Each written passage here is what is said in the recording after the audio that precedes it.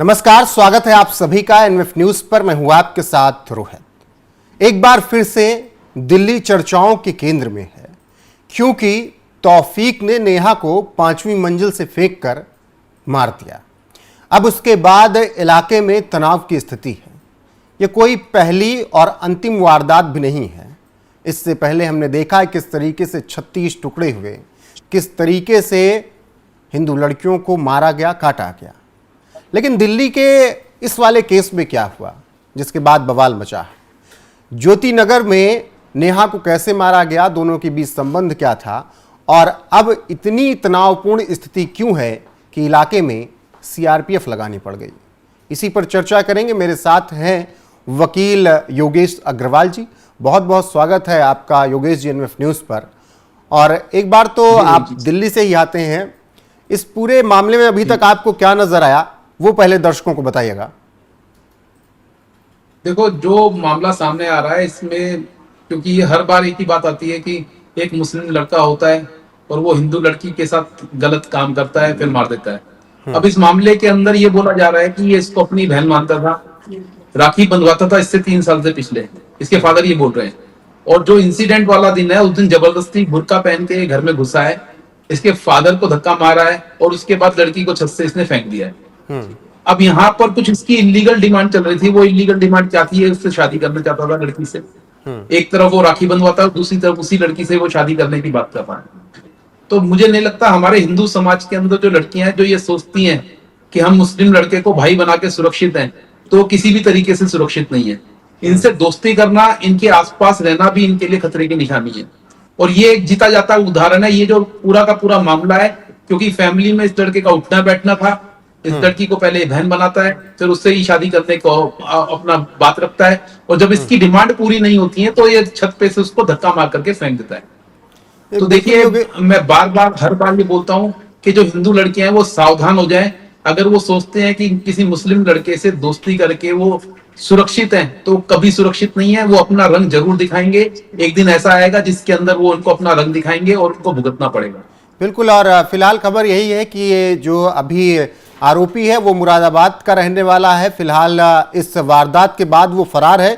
लेकिन योगेश जी, हालात ये कि मामला जो हुआ उसके बाद स्थिति ये हो गई है कि अब अंतिम संस्कार करने के लिए सीआरपीएफ तक की तैनाती कर दी गई है। क्या इलाके में किसी तरीके की तनावपूर्ण स्थिति होने की संभावना दोनों पक्षों के बीच में? देखिए, ये दिल्ली का वही इलाका है जहाँ कुछ साल पहले दिल्ली के अंदर दंगे भड़के थे, जहाँ पर हिंदू मुस्लिम तनाव पैदा हुआ था। और आपको मालूम है अभी वहां पर हजारों के तादाद में मामले रजिस्टर्ड हुए थे, आगजनी भी हुई थी, बहुत सारे लोग मारे भी गए थे। तो इसी चीज को ध्यान में रख करके वहां पर सीआरपीएफ की तैनाती करी गई है। अभी लड़की का अंतिम संस्कार नहीं हुआ है। अब उसके बावजूद इस मामले को ध्यान में रख करके, क्योंकि ये पूरा का पूरा जो एरिया है एक सेंसिटिव एरिया है, इस एरिया की सेंसिटिविटी को देखते हुए अब ये माना जा रहा है कि यहाँ पर हिंदू मुस्लिम तनाव बढ़ सकता है। और उसी चीज को ध्यान में रख करके प्रशासन ने ये सारे प्रिकॉशनरी मेजर लिए हैं, वहां पर इतनी पुलिस तैनात कर दी है। तो ऐसा नहीं है कि कोई दंगे भड़कने वाले हैं। अभी ऐसा कोई बयान भी नहीं आया है, ऐसा कोई नेता ने भी ऐसा कुछ वो नहीं करा है कि यहाँ पर कोई हिंदू मुस्लिम दंगे भड़के हैं। लेकिन क्योंकि एक सेंसिटिव इलाका है, पहले ही वहां पर इस तरीके के दंगे हो चुके हैं, तो उसको ध्यान में रख करके प्रशासन का ये प्रिवेंटिव एक्शन है जो वहां पर सीआरपीएफ की फौज को तैनात किया गया है। बाकी आप लोगों को क्या दिख रहा है, कितनी मतलब दिल्ली पुलिस या अर्धसैनिक बल किस तरीके से मतलब मुस्तैद है? देखिए, पूरे तरीके से मुस्तैद है। अगर वहां पर कोई भी ऐसा इंसिडेंट होगा तो मुझे लगता है प्रशासन अपना पूरा काम करेगा।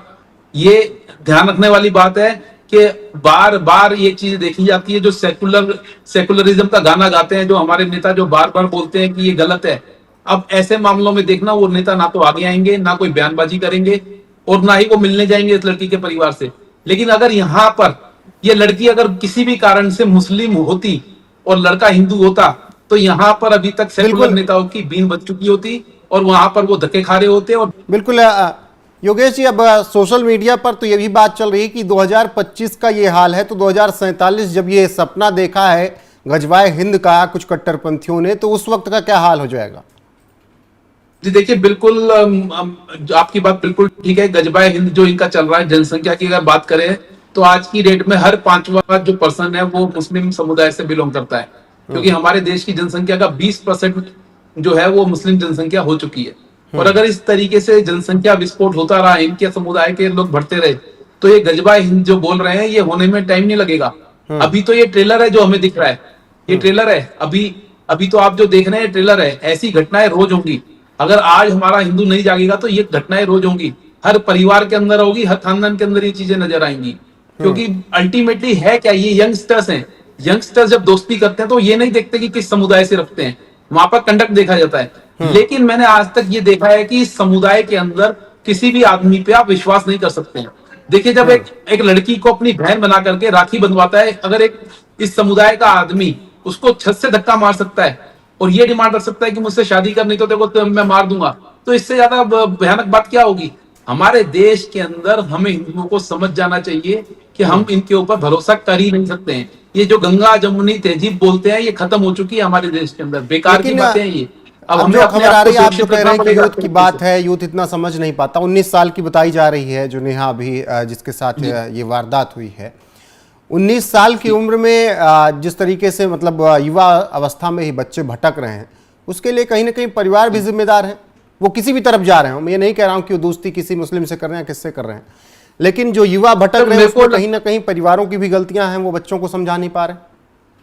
परिवार की गलती है। सबसे बड़ी चीज हमारी एजुकेशन के अंदर हमारी संस्कृति के बारे में पढ़ाया ही नहीं जा रहा है। आज की डेट में अगर हम अपने हिंदू परिवार में किसी भी बच्चे से पूछ लें गीता का पहला उपदेश बता दीजिए क्या है, कोई नहीं बता पाएगा। तो ये चीज जो है ये बेसिक एजुकेशन की जरूरत है। आज की डेट में हमारे बच्चों को संस्कृति पढ़ाना बहुत जरूरी है। क्या हमारी संस्कृति है और हमें किन चीजों का ध्यान रखना है। आज की डेट में बच्चा बड़ी जल्दी इन्फ्लुएंस हो जाता है। ये यूट्यूबर्स जो आते हैं अपने अपने वीडियोस बना करके इंटरनेट के ऊपर डालते हैं और ये दिखाते हैं हम कूल है। कूल होने का क्या मतलब है? कूल होने का मतलब ये दिखाते हैं कि अगर आपने मुस्लिम समुदाय में जाकर के अपनी कोई बात रखी या अपना त्योहार मनाया तो आप कूल हो जाएंगे। मतलब मैंने क्या देखा है कि आज का हिंदू समुदाय दिवाली को विश नहीं करता, लेकिन ईद पे आने पे ईद जरूर विश करता है। अरे ये कौन सी कूल होने की परिभाषा है? ठीक है, अगर आप ईद विश कर रहे हो इसमें कोई गुनाह नहीं है, लेकिन क्या आप अपने हिंदुओं के त्योहारों को मना रहे हो प्रॉपर तरीके से? तो हमारे परिवारों के अंदर संस्कृति पढ़ानी शुरू करनी पड़ेगी। हमें अपने बच्चों को एजुकेट करना पड़ेगा ताकि वो इन चीजों से बच पाए। उनको बताना पड़ेगा, असलियत बतानी पड़ेगी हमारे देश की। हमारा इतिहास पढ़ाना पड़ेगा, कैसे हमारे देश के अंदर आकर के आक्रांताओं ने हमारे देश के अंदर कब्जा करा। और ये जो जनसंख्या आज जो इनकी 20% हो गई है हमारे देश में, वो एक दिन में नहीं हुई है। इन्होंने ये अवैध तरीके से यहाँ पर कब्जे बिल्कुल, और हिंदुओं की आबादी घटी है पिछले कुछ सालों में, वो आंकड़े निकलकर सामने आए हैं। लेकिन मेरा आखिरी सवाल इस बीच ये योगेश जी की, वही जो शुरुआत में हमने बात की कि राखी बांधती थी नेहा तौफीक को, ये मानसिकता कैसे आ सकती है? क्योंकि हमारा धर्म तो सिखाता है कि हमने अगर किसी को मान लिया तो फिर मान लिया, वो भाई हो या बहन हो। तो इनके तौफीक की मानसिकता की जरूरत नहीं है ना इसके अंदर। जब वो राखी बांध रही है तो ये सोच के राखी बांध रही है कि कोई नाटक थोड़ा चल रहा है, फिल्म थोड़ा चल रही है जिसके अंदर किसी मुस्लिम लड़की ने किसी हिंदू लड़की ने मुस्लिम लड़के को राखी बांधी और वो रक्षाबंधन का धर्म अपना रहा है वो उसको। यहाँ तो यही होना है, ये फिल्म नहीं है ना, ये रियलिटी है। और रियलिटी में तो एक दिन ऐसा होना ही था। अगर आप बिल्कुल, इससे पहले भी हमने केस देखा, श्रद्धा का मामला इसी दिल्ली में देखा, 36 टुकड़े हमने देखे, महाराष्ट्र में, बेंगलोर, मतलब तमाम जगह हमने ऐसे केसेस देखे। और अब एक बार फिर से दिल्ली में जो आपके सामने इस तरीके की वारदात। देखिए, ये ढेरों मामले हैं, फिर भी ये बोलते हैं कि एक समुदाय को टारगेट करा जा रहा है। कहां टारगेट करा जा रहा है? आप अपने यूथ को समझाने की जरूरत है। आज हमें अपने हिंदू यूथ को समझाने की जरूरत है, उनको एजुकेट करने की जरूरत है। उनको बताना पड़ेगा कि अगर आप इस तरह के किसी भी झंझट में फंस गए हो तो उससे इमीडिएटली बाहर निकल जाइए। पहली चीज तो कूल बनने की जरूरत नहीं है। ये कूल बन के दिखा रहे हैं, ये गलत है। अब ये राखी बांधना, क्या घर में हमारे अपने भाई नहीं है? क्या हिंदू समाज में लड़कों की कमी पड़ गई है जो ये बाहर जाकर के दूसरे समुदाय के लड़कों को राखी बांधने की जरूरत पड़ रही है? ऐसे रक्षाबंधन का धर्म अपनाएंगे? उसने तो अपने मार के धर्म अपने पाक साफ दिल से उसने भाई माना था ना, उसको क्या पता था? जरूरत नहीं है ना सर, रोहित जी, जरूरत नहीं है। हमारे हिंदू समुदाय में लड़कों की कमी नहीं है जहां ये राखी बांध करके अपने आप को सुरक्षित कर सकती हैं लड़कियां। तो जरूरत क्या है दूसरे समुदाय में जाकर राखी बंधवाने की? ठीक है योगेश जी, फिलहाल देखना होगा कि मामले में आगे क्या कुछ निकल कर आता है। अभी खबर यही है कि दिल्ली के ज्योति नगर में 19 साल की नेहा को 5वीं मंजिल से तौफीक ने फेंक दिया। अस्पताल में इलाज के दौरान नेहा की मौत हो गई और अब अंतिम संस्कार के लिए इलाके में सीआरपीएफ पुलिस की तैनाती की गई है क्योंकि तनावपूर्ण स्थिति बनी हुई है। आरोपी बताया जा रहा है मुरादाबाद का, फरार है वो। मौका इस वारदात के बाद से ही अब पुलिस जांच में जुटी है, उसकी खोजबीन में जुटी है। बाकी जो अपडेट आएगी आप तक जरूर पहुंचाएंगे। योगेश जी, आपका जुड़ने के लिए बहुत बहुत शुक्रिया। बने रहिए हमारे साथ लगातार। देश और दुनिया की हर एक खबर आपको NF न्यूज पर मिलती रहेगी लगातार। नमस्कार।